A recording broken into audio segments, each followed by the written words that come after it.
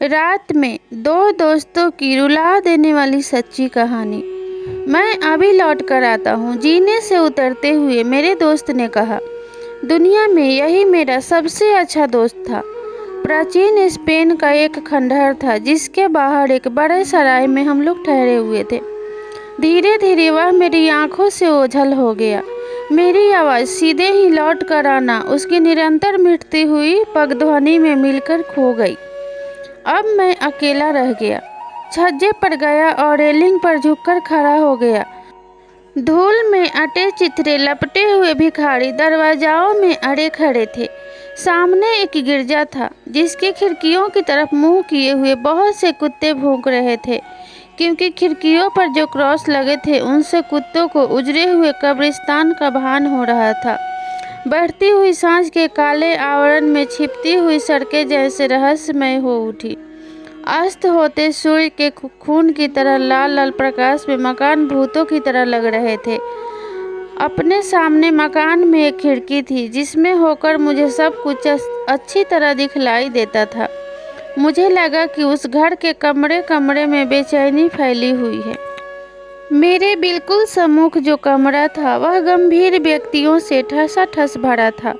उसमें ईसा मसीह की एक बड़ी तस्वीर थी जिसके चारों तरफ मोमबत्तियां जल रही थी और फूल मालाएं बिखरी हुई थी जिनसे बिल्कुल ताज़ा खून बहता हुआ मालूम हो रहा था। मेरे देखते देखते वह व्यक्ति उस तस्वीर के सन्मुख साष्टांग लेट गए। गली के नुक्कड़ पर खंभे में लगा हुआ लंप एकाएक जल उठा, चमक उठा अपने हरे नीले प्रकाश में। मैं अपनी घड़ी देखी। दोस्त को गए हुए पूरा घंटा भर हो चुका था। मुझे चिंता घेरने लगी। जब से मैंने इस प्राचीन नगर पर अपनी पहली नज़र डाली थी, डर तो जैसे मेरे दिल में समा गया था। मैंने कल्पना की कि दोस्त को किसी ने पकड़कर लूट लिया होगा और फिर कौन जाने कत्ल भी कर दिया हो, और मुझे तो यह भी मालूम नहीं कि आखिर वह गया किधर है और क्यों। मैं तरह तरह के भयानक बातें सोचने लगा। कहीं परदेसी जानकर तो उसे किसी ने अपने चंगुल में नहीं फंसा लिया। मैंने एक एक राहगीर को देखना शुरू किया, पर वे सब के सब संदेह भरे ही मालूम पड़े। बीमारी और बुढ़ापे से विकृत बुढ़िए थी, अधनंगे बच्चे थे जिनके बहुत रोने चिल्लाने पर उनकी माताएं उन्हें अपनी सूखी हुई छातियां चूसने को दे देती थी। फिर बड़े बर्बर आदमी थे जिनके हाथ में चमकती हुई मुठधार लट्ठे थे। खुखार घोड़ों का एक दल अपने लाल नंगे खूरों को टपोटपाते हुए निकल गया। अंधेरा घना होता चला गया। राजपथों पर खूब रोशनी हो गई। एक के बाद एक गिरजे का टावर जैसे सजग हो गया। घंटे बजने लगे। मेरे सामने वाले गिरजे के विशाल द्वार खुले हुए थे, जैसे जम्हाई लेने के लिए किसी विशाल काय जीव ने मुंह फाड़ दिया हो। इनके अंदर जनसमूह की भीड़ समाई चली जा रही थी। कीड़े मकोड़े की तरह इस भीड़ के आदमियों को गिरजे के अंदर समाते देखकर मैं बेचैन हो उठा। मुझे लगा कि कहीं मेरा दोस्त भी इस भीड़ में रत्न का अज्ञात गर्त के विलीन न हो गया होगा। उस अज्ञात के गहर में जिसमें कि कांसे की घंटी की पीसती और किटकिटाती आवाज़ निकल रही थी। और इस भयावह वातावरण में शायद मैं चीख पड़ा था, क्योंकि एक बूढ़ा जो सड़क के उस किनारे पर कुछ देर से खड़ा मुझे ताक रहा था और जो मुझसे कुछ बात करने के लिए कोई बहाना सा खोजता लगता था, अब मेरी तरफ घूमता और घूरता हुआ चल दिया था। परेशानी के मारे मैं ऐंठा जा रहा था। हमारा कमरा पुराने ढंग का था जिसमें बहुत सी दीवारें और कोने थे। इन कोनों में ढेर का ढेर जमा हुआ गहन अंधेरा और भयानक और भी बढ़ता जा रहा था। मैंने जल्दी जल्दी अपने कपड़े पहने और निकल पड़ा।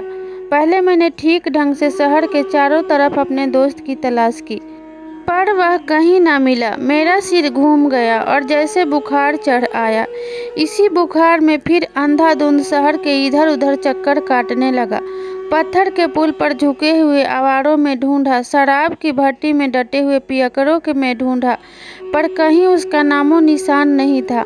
मैं बार बार अशुभ आशंकाओं को अपने दिल में से निकाल रहा था, पर वे बार बार अपना घर किए जा रही थी। आंखें मेरी जैसे दर्द के मारे फटी जा रही थी और दिल जैसे किसी पाप के बोझ से दबा जा रहा था। मैंने लौटने का संकल्प किया, लेकिन मैंने अपना कदम उठाया भी नहीं था कि दोस्त के लिए मेरी चिंता मिट गई और मैं स्वयं अपने लिए चिंतित हो उठा। मुझे डर लगने लगा। वह चाहे मरा हो या जीता हो, मुझे तो एकदम वापस चलना चाहिए। उफ, इस रात में मैं कैसे भाग आया, इन अंधेरी सड़कों पर होकर जिन पर मकानों के रुख निगल जाने के लिए तैयार खड़े लगते थे। अंधकार की कालिमा में लिपटे हुए चौराहों पर खड़े हुए ये टावर ऐसे लगते थे मानो सितारों तक पहुंचने के लिए अज्ञात की नींव पर खड़े किए गए हों। शराब की दुकानों में हो हल्ला मच रहा था। सुनसान में नज़दीक के मकानों से टकराकर लौटती हुई मेरे पैरों की आहट तोप की सी गर्जन मालूम हो रही थी। राहगीर मुझे पहले से कहीं ज़्यादा अटपटे और रहस्य से भरे मालूम पड़ रहे थे। क्या मैं उनसे रास्ता पूछ सकता था? नहीं, वे सब चोर थे, हत्यारे थे। फौरन ही मेरी पीठ में छुरा घुसेड़ देते। मैं सड़क के बीचों बीच चल रहा था, गर्दन घुमा घुमा कर अपने दोस्त को चारों तरफ चुपके चुपके देखता जा रहा था। मेरी शक्ल प्रेतों जैसी हो रही थी और मुझे सबसे बड़ा डर यह था कि कहीं मेरे इस डर को कोई भांप न ले। एकाएक मैंने देखा कि मैं अपनी सराय के बिल्कुल सम्मुख ही खड़ा हूँ। मैं अंदर अपने कमरे पर पहुँचा और कांपते कांपते ताले में चाबी डाली, कमरे के अंदर गया। दोस्त का ध्यान तो कतई मेरे दिमाग से उतर चुका था। मैंने यह भी नहीं सोचा कि अब वह लौटेगा या नहीं। कमरे में घुसते ही मैंने दिया सलाई जलाई और फिर मोमबत्ती। इसके बाद मैंने ऊपर से नीचे तक संदूक, अलमारियां, सोफे, कुर्सियां सभी कुछ देख डाला, पर कहीं कुछ नहीं था।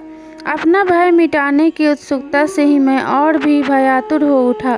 फिर मैंने सब सामान ठीक से लगाया और अपना तमंचा भर लिया। अपने सोने के कमरे में बहुत ज़्यादा हिफाजत करना चाहता था, पर क्यों, मुझे सोना तो था ही नहीं। निश्चय मैं एक किताब लेकर पढ़ने बैठ गया। सुबह हो गई। मैंने पुलिस को रिपोर्ट लिखवाई, पर मेरे दोस्त का कहीं पता नहीं चला। वह रात मेरे दोस्त को निगल चुकी थी। इस सराय में सिर्फ डाकू और लुटेरे बसते थे। उन्होंने मेरे दोस्त को लूट लिया था।